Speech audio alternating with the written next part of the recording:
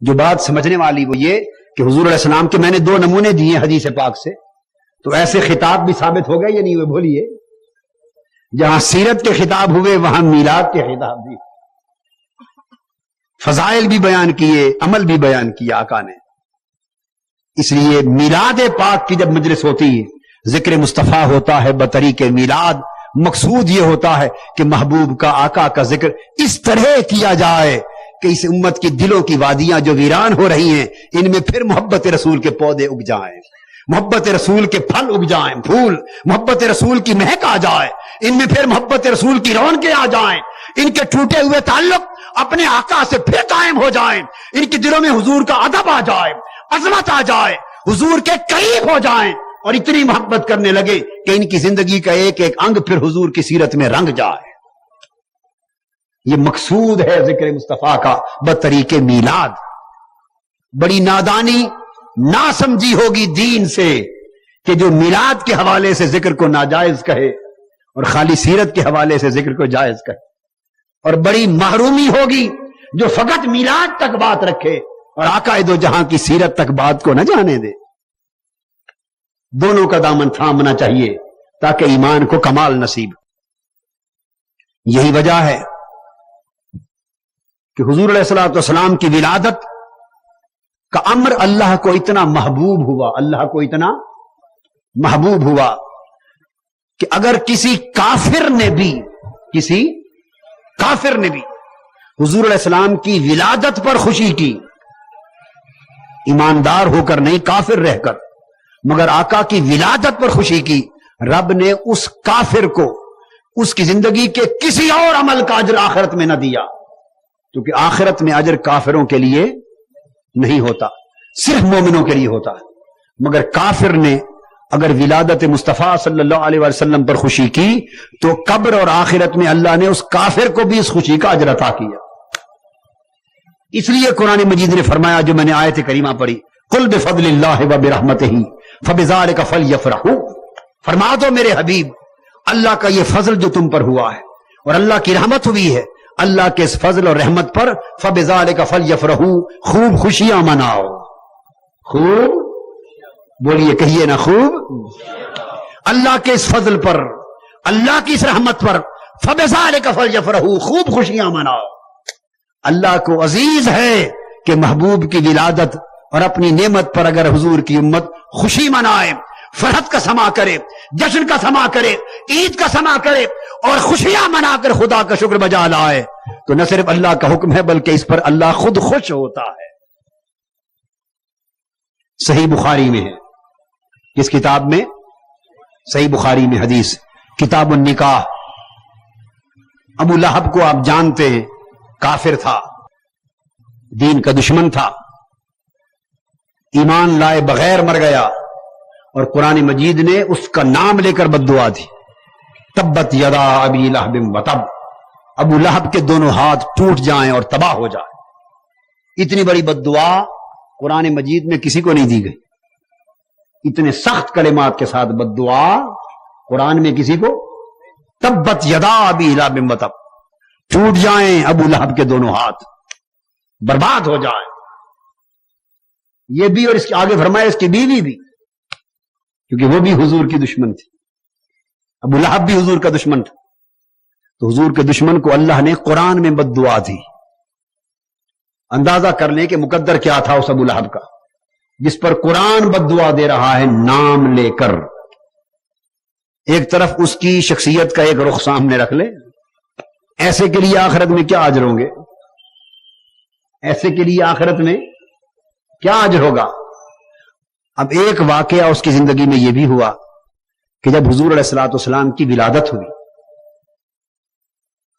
اس کی ایک لونڈی تھی سویبہ. یہ سن لیں، یہ واقعہ عام کتابوں کا نہیں ہے، صحیح بخاری شریف کا حدیث صحیح ہے. مت سمجھے کہ وائزوں نے یوں ہی واقعہ بیان کر دیا ہے. بخاری شریف، حضرت عبداللہ ابن عباس رضی اللہ تعالیٰ عنہ بیان کرتے، حضور کے چچا. واقعہ یوں ہے کہ سویبہ اس کی لونڈی تھی اور وہ حضرت آمنہ کے پاس خدمت کے لیے موجود تھی. جب حضور علیہ السلام کی ولادت ہوئی تو حضرت سویبہ نے حضور علیہ الصلوۃ والسلام کو اپنی گود میں لیا اور آقا کو دودھ بھی پلایا، اور پھر یہ خوشخبری لے کر ابو لہب کے پاس گئی، اپنے مالک کے پاس، اور جا کے کہا ابو لہب مبارک ہو تمہیں، تیرے مرحوم بھائی عبداللہ کے گھر بیٹا محمد ہوا ہے صلی اللہ علیہ وسلم۔ ابو لہب خوش ہوا، اس نے ان 2 انگلیوں کا اشارہ کر کے صہیبہ کو حضور علیہ السلام کی ولادت کی خوشخبری پر اپنے بھتیجے محمد صلی اللہ علیہ وآلہ وسلم کے حوالے سے حضور کی ولادت پر خوش ہو کر صہیبہ کو آزاد کر دیا، کہا جاؤ تمہیں آزاد کیا اسی خوشی میں۔ اس کے بعد پھر باقی اس کی زندگی کی حالات آپ کو معلوم ہے، کافر ہوا، دشمنی کی، مخالفتیں کی، اذیتیں دی، بددعائیں لی قرآن کی، اور کفر میں مر گیا۔ کوئی عمل نہ تھا، نہ ایمان اس کے پلے نہ عمل، بس ایک عمل تھا کہ حضور علیہ السلام کے میلاد پر خوشی کی تھی، اور وہ بھی ایمان کے ساتھ نہیں، بھتیجا جان کر۔ کیا جان کر؟ نبی اور رسول جان کر نہیں، بھتیجا جان کر۔ بھتیجا ہی جانا مگر ولادت تو حضور کی تھی نا صلی اللہ علیہ وسلم۔ خوش ہو کر صہیبہ کو آزاد کیا تھا۔ شریعت کا قاعدہ یہ ہے کہ کافر صدقہ کرے، خیرات کرے، اس کا صدقہ خیرات نہیں ہوتا، اس کا مال خرچ ہوتا ہے، اس کے اعمال کے اجر اس کو دنیا میں مل جاتے ہیں، قبر میں اور آخرت میں نہیں ملتے۔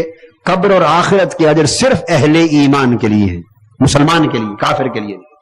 شریعت کا قاعدہ حدیث پاک میں ہے کہ مرنے کے 1 سال کے بعد وہ خواب میں حضرت عبداللہ ابن عباس رضی اللہ تعالیٰ عنہ کو ملا۔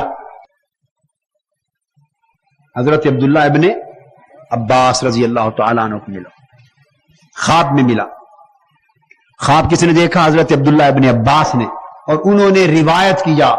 حضرت عبداللہ ابن عباس فرماتے ہیں کہ میں نے اپنے بھائی ابو لہب کو خواب میں دیکھا، پوچھا ابو لہب کیا حال ہے؟ اس نے کہا سخت برا حال ہے، دوزخ میں جل رہا ہوں، نیچے اوپر آگ ہی آگ، تباہ حال ہوں۔ مگر ابو لہب نے کہا الا انه خفف عني في كل ليله اثنين اور في كل يوم اثنين، اس نے کہا ہر روز اور ہر رات عذاب رہتا ہے اور دوزخ کی آگ میں جلتا رہتا ہوں، مگر ہر ہفتے میں جب پیر کا دن اور پیر کی رات آتی، سوموار آتا ہے، ہر 7ویں دن جب پیر کا دن اور پیر کی رات آتی ہے، میرا عذاب مجھ پر سے کم کر دیا جاتا ہے، دوزخ کے عذاب میں کمی ہو جاتی، اور ان 2 انگلیوں سے ایک پانی پھوٹتا ہے، وہ چوس کر اپنی تسکین کرتا ہوں، پیر کا دن اور پیر کی رات مجھے عذاب میں کمی کر دی جاتی۔ جسے امام اسقلانی نے فتح الباری میں لیا، وہ یہ بھی بیان کیا کہ حضرت عبداللہ ابن عباس کہتے ہیں وذالک، اور خود بیان کیا ابو لہب نے کہ میرا عذاب پیر کے دن اور پیر کی رات، مجھے عذاب کی معافی کیوں ملتی ہے؟ ابو لہب کہتا ہے بھائی عباس ذالک بے تاکیل صہیبہ عندما بشرتنی بولادت النبی صلی اللہ علیہ وآلہ وسلم، خدا کی قسم ہر ہفتے پیر کے دن اور پیر کی رات عذاب اس لیے اٹھایا جاتا ہے کہ میں نے لونڈی صہیبہ کو آزاد کیا تھا جب اس نے محمد مصطفیٰ کی ولادت کی خبر سنائی تھی صلی اللہ علیہ وآلہ وسلم، صلی اللہ علیہ وسلم۔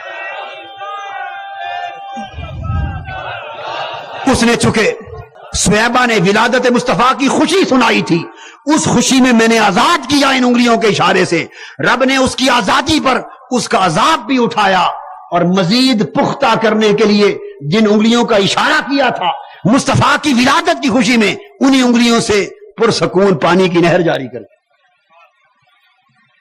اس پر امام ابن جوزی اور تمام محدثین، حتیٰ کہ تمام محدثین نے اس پر لکھا ہے، حتیٰ کہ شیخ عبد المحمد بن عبد الوہاب نجدی نے بھی لکھا ہے، حتیٰ کہ شیخ محمد بن عبد الوہاب بولیے نجدی نے بھی اپنی کتاب میں لکھا ہے ائمہ حدیث کے حوالے سے، اور وہ بھی لکھتا ہے دیگر محدثین کی طرح، وہ بیان کرتے ہیں یہ سارے لوگ کیا کہ جب ایک کافر جس کی مذمت اور شناعت اور جس پر لعنت آئی قرآن میں اور بد دعا آئی قرآن میں، جب اس کافر نے بھی جو خوشی منائی ولادت مصطفیٰ پر، اللہ نے آخرت میں اس خوشی کا اجر بھی ضائع نہیں فرمایا۔ تو مسلمانوں، اگر اہل ایمان مصطفیٰ صلی اللہ علیہ وآلہ وسلم سے محبت کرتے ہوئے حضور کی ولادت باسعادت کی خوشی کریں گے، اہل ایمان کی خوشی میلاد مصطفیٰ کے اجر کیسے ضائع جائیں گے؟ ان پر اللہ کی نعمتیں ہوں گی، اللہ کی نعمتیں ہوں گی۔ اور پھر حضور علیہ الصلوۃ والسلام، ایک حدیث میں ہے، حضرت عبداللہ ابن عباس رضی اللہ تعالیٰ عنہ راوی، بلکہ ان کا بیان فرماتے ہیں کہ حضرت عبداللہ ابن عباس رضی اللہ کان یحدث ذات یوم وقائع ولادتہ صلی اللہ علیہ وآلہ وسلم فیستبشرون فیحمدون اللہ تعالی ویصلون علیہ الصلاۃ والسلام۔ حضرت عبداللہ ابن عباس رضی اللہ تعالیٰ عنہ ایک روز لوگوں کو جمع کر کے محفل میلاد منا رہے تھے۔ حضرت عبداللہ ابن عباس رضی اللہ تعالیٰ عنہ اور لوگوں کو جمع کر کے حضور علیہ السلام کا میلاد بیان فرما رہے تھے، وقائع ولادتہ صلی اللہ علیہ وسلم، حضور کی ولادت باسعادت کے واقعات میلاد بیان فرما رہے تھے، اور پھر اس پر خوش ہو رہے تھے لوگ، حضور کی ولادت باسعادت میلاد کا ذکر سن کر اس پر اللہ کا شکر بجا لا رہے تھے، اور حضور کے میلاد کے ذکر پر حضور پر صلاۃ و سلام پڑھ رہے تھے۔ فجاء النبی صلی اللہ علیہ وآلہ وسلم، اس طرح حضور علیہ السلام تشریف لے آئے، آپ کے زمانے کی بات، آپ نے سنا، خوش ہوئے، اور خوش ہو کے فرمایا، اے عبداللہ ابن عباس اور سب لوگوں کو جو بیٹھے ہو، حلت لکم شفاعتی، تم نے میرے میلاد کا ذکر سنا، خوش ہوئے، مجھ پر صلاۃ و سلام پڑھا، تمہارے لیے میری شفاعت واجب ہو گئی، میری شفاعت واجب ہو گئی۔ پھر حضرت ابو الدرداء رضی اللہ تعالیٰ عنہ روایت کرتے ہیں کہ ہم حضرت عامر بن عقبہ کے گھر کی طرف گئے، کنت خرجت مع النبی صلی اللہ علیہ وسلم الی بیت عامر بن عقبہ وکان یعلم لابنائہ وعشیرتہ وقائع ولادتہ صلی اللہ علیہ وآلہ وسلم، اور وہ اپنے اہل خاندان کو، بچوں کو، رشتہ داروں کو، متعلقین کو جمع کر کے ان کے سامنے وہ صحابی حضور علیہ السلام کا میلاد بیان کر رہے تھے، خوش ہو رہے تھے۔ حضور علیہ السلام نے جا کے سنا، خوش ہوئے، فرمایا آقا دو جہاں صلی اللہ علیہ وآلہ وسلم نے اپنا میلاد بیان کرنے والوں اور میلاد پر خوش ہونے والوں پر فرمایا، لوگوں تم نے میرا میلاد بیان کیا اور خوش ہوئے میری ولادت پر، سنو اللہ پاک نے تمہارے اوپر فرشتے بھیج دیے ہیں، قد افتح اللہ لکم ابواب رحمتہ، اللہ پاک نے تمہارے لیے اپنی رحمت کے دروازے کھول دیے اور ملائکہ بھیج دیے، فیستغفرون لکم، اور سارے ملائکہ مل کر تمہاری مغفرت اور بخشش کی دعائیں کر رہے ہیں۔ تو حضور علیہ الصلوۃ والسلام اپنا میلاد بیان کرنے والوں پر، حضور کا میلاد بیان کرنے والے پر رب بھی خوش ہوتا، میلاد کی خوشی کرنے والے کافر کی بھی خوشی اللہ پاک نے قبول کر لی، اور میلاد کی خوش ہونے والے پر آقا دو جہاں بھی خوش ہوتے، اور اتنا خوش ہوتے کہ ایک روز حضور علیہ السلام نے خود اپنا میلاد منایا، حضور علیہ السلام نے خود اپنا میلاد پاک منایا۔ مدینہ طیبہ کا زمانہ ہے، بکرے منگوائے، دبے منگوائے، چھترے منگوائے، اور چھترے منگوا کر آقا نے اپنی میلاد کی خوشی میں ذبح کر کے گوشت اہل مدینہ میں تقسیم کیا۔ اس پر بعض علماء نے یہ کہا کہ یہ میلاد کی خوشی میں نہ تھا، بلکہ حضور علیہ السلام نے اپنا عقیقہ کیا تھا۔ کیا کیا تھا؟ عقیقہ۔ اس پر امام جلال الدین سیوطی رحمۃ اللہ علیہ نے اس خیال کو رد کر دیا، امام سیوطی نے، اور فرمایا العقیقۃ لا تعاد مرۃ ثانیہ، عقیقہ دو مرتبہ نہیں ہوتا، عقیقہ دو مرتبہ نہیں ہوتا۔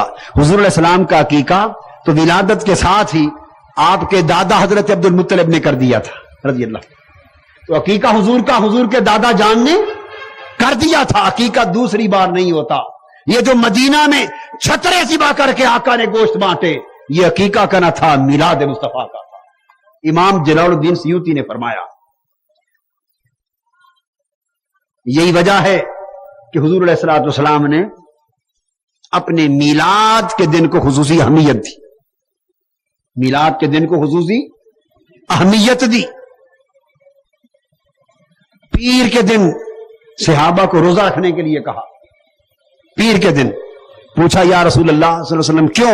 فرمایا فیہ ولدت، یہ فیہ انزل علیہ، یہ دن میرے میلاد کا دن ہے. تو اپنے میلاد کے دن کو اہمیت عطا فرمائے.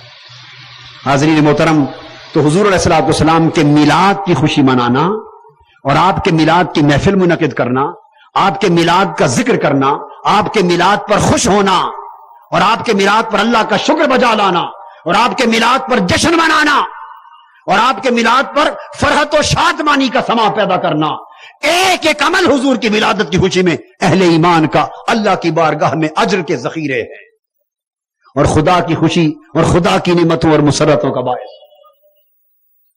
اب آخری بات اور اہم بات، نچوڑ جس کی طرف آنا چاہتا ہوں، یہ تو محفل میلاد کا مقصد تھا. اب آئیے یہ پوچھنا چاہیں گے کہ میلاد ہوا کیوں؟ یہ نہیں پوچھنا چاہیں گے ولادت ہوئی کیوں؟ ولادت مصطفیٰ صلی اللہ علیہ وسلم کا مقصد کیا تھا؟ اس کائنات میں حضور علیہ السلام کو بھیجنے کا مقصد کیا تھا؟ عالم انسانیت میں حضور علیہ السلام کی بعثت اور تشریف آوری کا مقصد کیا تھا؟ یہ مقصد اپنی طرف سے فیصلہ کرنا چاہیں گے یا قرآن کا فیصلہ مانیں گے؟ سوچ لیں. اگر اپنی طرف فیصلہ کر لیں تو پابندی نہیں ہوگی، مرضی مانے مرضی نہ مانے. اگر فیصلہ حضور علیہ السلام کی تشریف آوری اور ولادت و بعثت کا قرآن سے لیں گے کہ کیوں تشریف لائے، قرآن کا مقصد منہ مانگیں گے تو پھر پیچھے ہٹ نہیں سکیں گے. فیصلہ کر لیں. قرآن سے مقصد بتاؤں یا اپنے پاس سے آپ بتانا چاہتے ہیں؟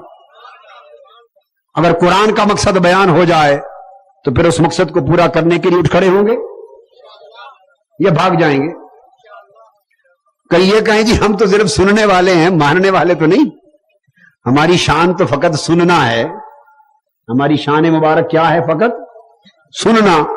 ماننے والے تو یہ بیٹھے ہیں بھائی، یہ جو پیچھے بیٹھے ہیں اسٹیج پر، ہم تو سننے والے، سننی ہے سننے والے.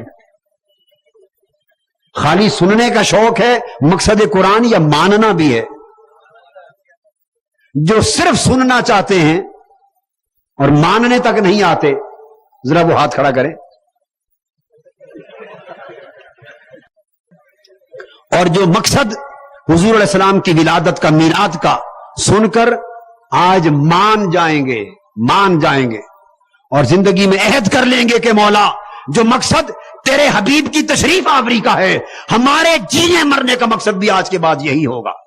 مقصد سن لیں آقا کی ولادت کا. قرآن مجید کا فرمان، حضور علیہ السلام کا میلاد کیوں ہوا، آقا کی بعثت کیوں ہوئی، آقا کی تشریف آوری کیوں ہوئی؟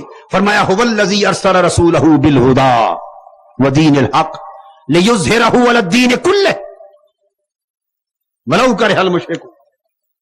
فرمایا رب وہ ہے جس نے اپنے رسول صلی اللہ علیہ وآلہ وسلم کو دنیا میں بھیجا، رسول کو دنیا میں پیدا فرمایا، مبعوث فرمایا اپنی ہدایت دے کر اور اپنا دین دے کر. اور کیوں بھیجا؟ ولادت کیوں ہوئی، بعثت رسول کیوں ہوئی؟ مقصد قرآن مجید فقط ایک بیان کر رہا ہے. بولیے کتنے مقصد؟ ایک. لیظہرہ علی الدین کلہ. رب کائنات نے اپنے رسول کو فقط اس مقصد کے لیے دنیا میں بھیجا ہے کہ وہ رسول دنیا میں جائے اور دین حق کو دنیا کے سارے جھوٹے نظاموں کے اوپر نافذ کر دے، غالب کر دے. لوگوں، مصطفیٰ صلی اللہ علیہ وآلہ وسلم کی ولادت و بعثت کا مقصد فقط واعظ کرنا نہ تھا، فقط تبلیغ کرنا نہ تھا، فقط تقریر کرنا نہ تھا، فقط نصیحت کرنا نہ تھا، فقط جھوٹے سچے کا فرق سمجھانا نہ تھا، بلکہ اس لیے تشریف لائے تھے کہ حق بتائے اور حق کو غالب کرنے کے لیے اور باطل سے ٹکرانے کے لیے کھڑے ہوں اور ایسا انقلاب برپا کریں جس سے باطل طاقتیں دب جائے اور مصطفیٰ کا نظام غالب ہو جائے.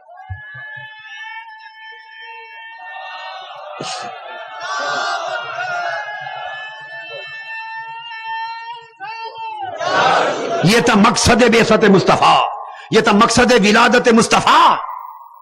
اگر آقا کی ولادت و بعثت کا مقصد قرآن سے پوچھا ہے تو مسلمانوں غیرت ایمانی کا تقاضا یہ ہے کہ جس مقصد کے لیے آقا آئے اسی مقصد کے لیے جینا سیکھو، اسی مقصد کے لیے مرنے کا عہد کرو۔ اور وہ مقصد کیا تھا؟ باطل طاقتوں سے ٹکرا جانا، باطل نظام پر اللہ کے دیے ہوئے دین کے نظام کو غالب کرنا، دین کو نافذ کرنا۔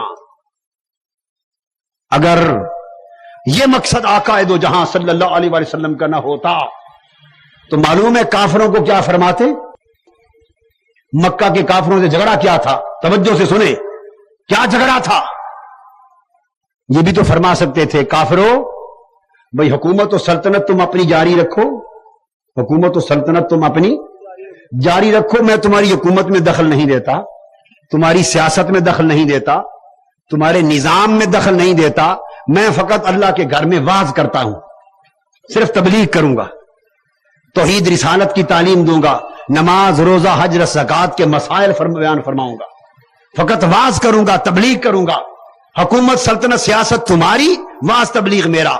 اگر آقا دو جہاں یہ اعلان فرما دیتے کہ کافروں تمہاری حکومت کو مجھ سے کوئی خطرہ نہیں، تمہاری سلطنت اور سیاست کو مجھ سے کوئی خطرہ نہیں، تمہارے کام میں میرا کوئی دخل نہیں، میرا کام فقط واعظ کرنا، تبلیغ کرنا، تقریر کرنا، نصیحت کرنا، تو بولیے کافروں سے جنگ ہوتی؟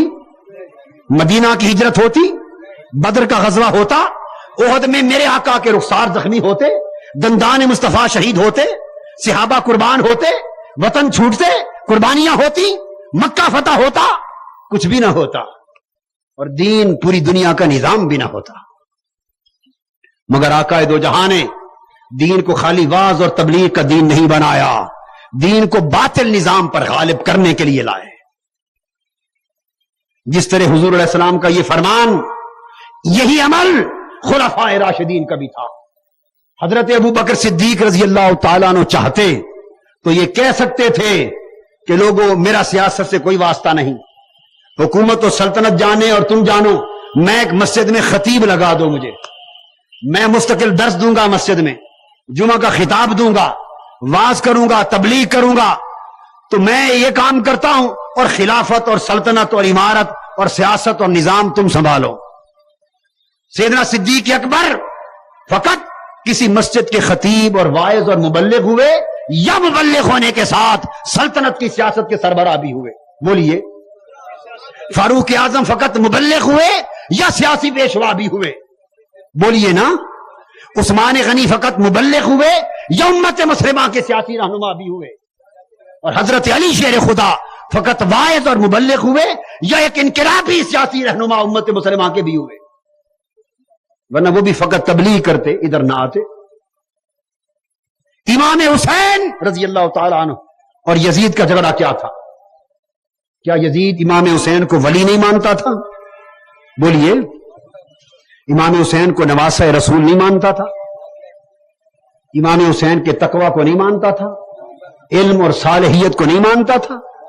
بولیے۔ اسے پتا نہیں تھا کہ یہ حضور کے کندھوں پر سواری کرنے والا شہزادہ یہی حسین ہے، آقا کی زبان چوسنے والا یہی حسین ہے؟ نہیں جانتا تھا یزید؟ سب کچھ جانتا تھا۔ پھر مار کر کربلا کیوں بپا ہوا؟ امام حسین کا سر انور کیوں کاٹا گیا؟ 72 تن خانوادہ نبوت کے گھوڑوں کے نیچے روندے کیوں گئے؟ کیا واعظ اور تبلیغ کے لیے روندے گئے؟ بولیے۔ واعظ اور تبلیغ کے لیے روندے گئے یا سلطنت کو خطرہ تھا حسین سے؟ بولیے۔ یزیدی سلطنت کو خطرہ تھا۔ یزید کیا کہتا تھا؟ ایک ہی بات کہتا تھا، حسین تو واعظ کیا کر مسجد میں اور میں راج کیا کر، واعظ تیرا اور راج میرا، بس یہی مطلب مطالبہ تھا یزید کا۔ واعظ امام حسین کرے، مسجد میں قرآن حدیث کی تبلیغ امام حسین دے، اور پوری سلطنت پر راج، ظلم کروں، لوٹوں، غبن کروں، بددیانتی کروں، لوگوں کی عزتوں سے کھیلوں، مال سے کھیلوں، قومی خزانہ لوٹوں، تباہی مچا دوں، دین کی قدریں مسمار کر دوں، میری سیاست اور میری سلطنت کو پوچھنے والا کوئی نہ ہو۔ یزید فقط اتنی بات مانگتا تھا، امام حسین نے قبول کی؟ دوستو، ہم یزید کے تصور دین کو ٹھکراتے ہیں، حسین کے تصور دین پر ایمان رکھتے ہیں۔ अबू जहल और अबू लहब के तसव्वुर दीन को ठुकराते हैं, मुस्तफा और उनके अबू बकर, उमर, उस्मान और अली के दीन को मानते हैं। और उनका दीन खाली मस्जिदों में वाज और तकरीर का दीन न था, दुनिया में सियासी जंग लड़कर मुस्तफा के दीन को नाफिज करने का दीन था। ये यजीदी फिक्र किसने दिया आपको? अंग्रेज दे गया, यहूदी दे गया, मगरिब का साम्राज्य दे गया, ताकि यह तफरीक कर दी जाए, दीन सियासत की राह से हटा दिया जाए कि हक फकत वाज करे और बातिल राज करे। यह दीन का तसव्वुर नहीं, मुस्तफा सल्लल्लाहु अलैहि वसल्लम की बेइज्जत का मकसद भी नहीं। हमें अगर मुसलमान होकर जीना है तो जिस इस्लाम पर ईमान रखते हो, इस इस्लाम को निजाम बनाने के लिए भी उठ खड़े होना होगा। अगर इदारा मिनहाजुल कुरान का काम किया है तो इसलिए कि हुजूर के दीन का पैगाम पहुंचाया जाए, और पाकिस्तान अवामी तहरीक कायम की है तो इसलिए कि मुस्तफा के दीन को निजाम बनाया जाए। मिनहाजुल कुरान का इदारा हुजूर के दीन का पैगाम पहुंचाने के लिए है, और पाकिस्तान अवामी तहरीक हुजूर के दीन को मुल्क का निजाम बनाने के लिए है। शेर पढ़ने के लिए अच्छे लगते हैं, जुदा हो दी सियासत से तो रह जाती है चंगेजी। सर धुनते हैं, जब अमल में आता है मुस्तफा के दीन का मामला और बातें से टकराने का वक्त आता है, फिर हाथ चूमने वाले भी कहते हैं जी बस वो हाथ चूमने तक तो अच्छा था। ये कौम दुआएं करवाने वाली कौम, ये फकत ज़ियारतें करने वाली कौम, ये फकत दुआएं करवाने वाली, ज़ियारतें करने वाली और कतारों में लगकर हाथ चूमने वाली कौम करबला तक जाने को तैयार नहीं है। इमाम हुसैन जब तक इमाम मदीना थे, इमाम मदीना थे, सारी कायनात कदमों के तलवे भी चूमती थी, उनके गर्द के जर्रों का सुरमा बनाते थे सारे लोग। इमाम मदीना थे, लाखों लोग पीछे थे, और वही हुसैन जब इमाम करबला बना सिर्फ 72 तन साथ थे। हाथ चूमने तक लाखों साथ थे, हाथ चूमने तक लाखों साथ थे, गर्दन कटाने के वक्त फकत 72 साथ थे। अगर इमाम हुसैन ने लाख के बजाय 72 आने का फिक्र नहीं किया तो मोमिन वो है जो ना लाख को देखे ना 72 को देखे, वो मुस्तफा के दीन के लिए जिए, मुस्तफा के दीन के लिए मरे, और उस वक्त तक चैन से ना बैठे जब बातिल ताकतों से टकरा कर दीन हक को गालिब न कर दिया जाए। यह है मकसद बेसत मुस्तफा, मकसद बेसत मुस्तफा। दीन से, हमारे पैगाम से प्यार करना है तो मिनहाजुल कुरान और पाकिस्तान अवामी तहरीक तंजीमें बेशक अलग अलग हैं, तंजीमें बेशक अलग अलग हैं, मगर मुस्तफा के दीन की खिदमत के 2 तरीके हैं, इनमें फर्क न करें। अधूरी वफादारी अच्छी नहीं होती, अधूरी वफादारी अच्छी नहीं होती। अल्लाह रब्बुल इज्जत आपको और हमें अपने दीन पर जिंदा रहने और अपनी रजा के लिए तन मन धन लुटाने की तौफीक अता फरमाए। वमा अलैना इल्लल बलाग। शेखुल इस्लाम डॉक्टर मोहम्मद ताहिरुल कादरी के ऑफिशियल यूट्यूब चैनल को सब्सक्राइब करें और बेल आइकन क्लिक करें।